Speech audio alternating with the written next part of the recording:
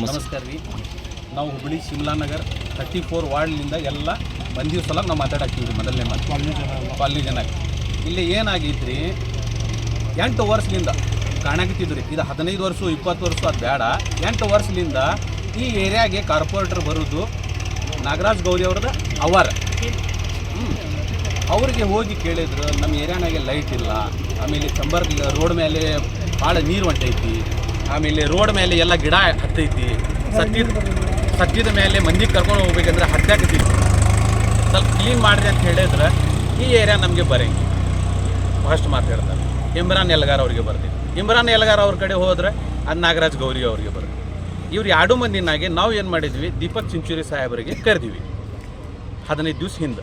ಅವ್ರಿಗೆ ನಮಗೆ ಹಿಂಗೆ ಸಮಸ್ಯೆ ಐತಿ, ಏನು ಮಾಡ್ಬೇಕು ಸರ್ ಅಂತ ಹೇಳಿದ ಮೇಲೆ ಅವ್ರು ಏನಂತ ಹೇಳಿದ್ರು, ಒಂದು ಕೆಲಸ ಮಾಡಿರಿ, ನಾನು JCP ಮತ್ತು ಟ್ರ್ಯಾಕ್ಟರ್ ಕಳಿಸ್ತೀನಿ, ನಿಮ್ಮ ಏರಿಯಾ ಏನೇನು ಕ್ಲೀನಿಂಗ್ ಐತಿಲ್ಲ ಕ್ಲೀನಿಂಗ್ ಎಲ್ಲ ಮಾಡಿಸ್ತೀನಿ, ಇದರ ಕಾರ್ಪೊರೇಷನ್ಗೆ ಇದು ರೊಕ್ಕ ಹಚ್ಚಂಗಿಲ್ಲ, ನಾನು ಕೊಡ್ತೀನಿ ಅಂತ ಹೇಳಿ ಅವರು ನಮ್ಮ ಜಮಾತ್ ಅವರು ಮತ್ತು ಎಲ್ಲರೂ ಕೂಡಿ ರೊಕ್ಕ ಹಾಕಿ ಎಲ್ಲ ಈಗ 8 ದಿವಸ ಕರೆಕ್ಟ್ ನಾವು ಕ್ಲೀನ್ ಮಾಡಿಸಿವ್ರಿ.